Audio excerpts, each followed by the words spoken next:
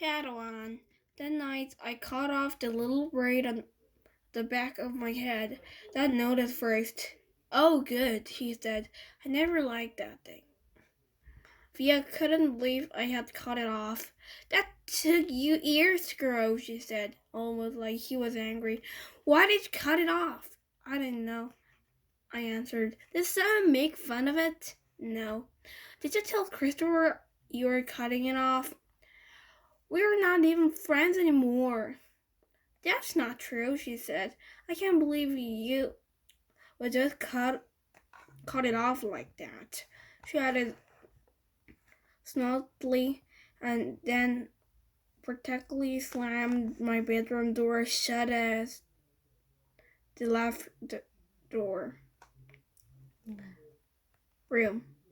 I was snuggling with Daisy on my bed when Dad come to tuck me in later.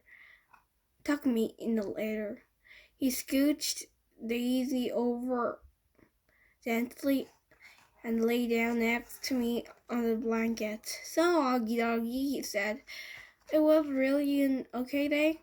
He got that from an old cartoon about that's named Augie Doggy, by the way. He had bought it for me on eBay when I was about 4, and we watched it a lot for a while, especially in the hospital.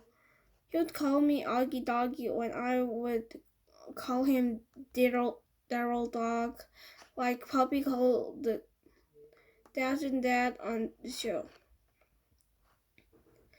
Okay, yeah, it was totally okay, I said, nodding. You've been so quiet all night long. I guess I'm tired. It was a long day, huh? I nodded. But it really was okay? I nodded again. He didn't say anything. So after a few seconds, I said, it was better than okay, actually. That's great to hear, Augie, he said quietly, kissing my forehead. So it looks like it was a good call Mom made. You're going to school. Yeah, but I could stop doing if I want to, right? That's the deal, yes, he said. So I guessed it would depend on where you want to stop going to.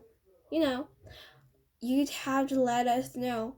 You'd have to talk to us, like tell us how you're feeling and anything bad happening, okay?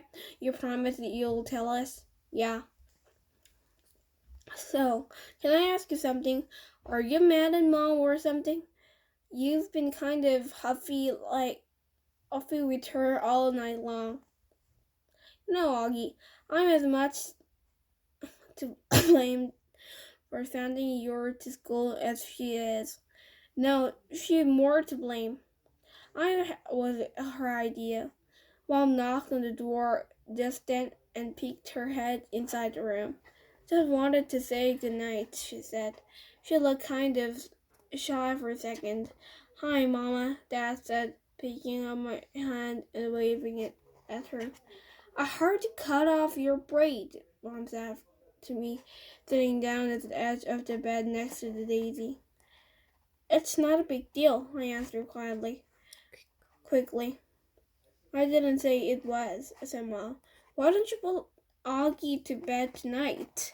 Dad said to Mom, getting up. I've got some work to do anyway. Good night, my son. That was another part of our Augie Doggy routine. Though I wasn't in the mood to say goodnight, dear Dad, I'm so proud of you, said Dad. And then he got up out of the bed. Mom and Dad had always taken turns putting me to bed. I know it was a little babyish of me skill need to them to do that. But that's just how it was with us. We'll check in on Via, Mom said to Dad as she lay down next to me. She stopped by the door and turned around. What's wrong with Via? Nothing, said Mom, shrugging. At least that she would tell me. But the first day of high school and all that. Said Dad. And then he pointed his finger at me and winked. It's always something with you kid, isn't it? He said. Never a dull moment, said Mom. Never a dull moment, Dad repeated. Good night, guys. As soon as he closed the door, Mom pulled out the book she'd been reading to me for the last couple of weeks. I was relieved because I really was afraid she wanted to talk, and I just didn't feel like doing that. But Mom didn't seem to want to talk either. She just flipped through the pages until she got to where we had left off. We are about halfway through the Hobbit. Stop, shouted Doran, said Mom, reading aloud. But it was too late. The excited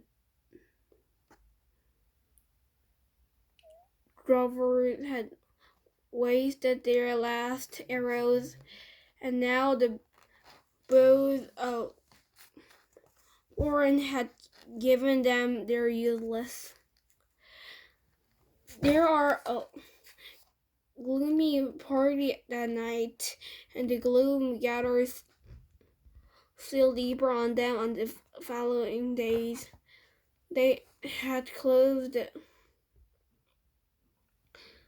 an enchanted stream, but beyond it, the path seemed to struggle on just as before, and the forest they could see no change.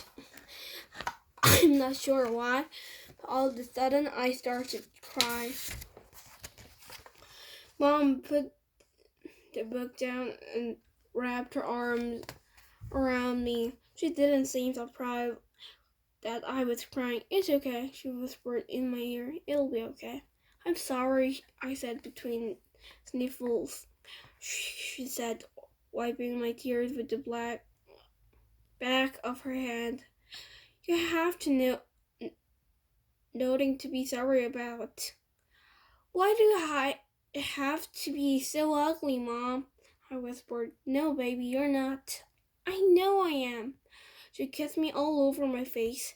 She kissed my eyes that came down to floor. She kissed my cheeks that looked punched in. She kissed me in my tortoise mouth.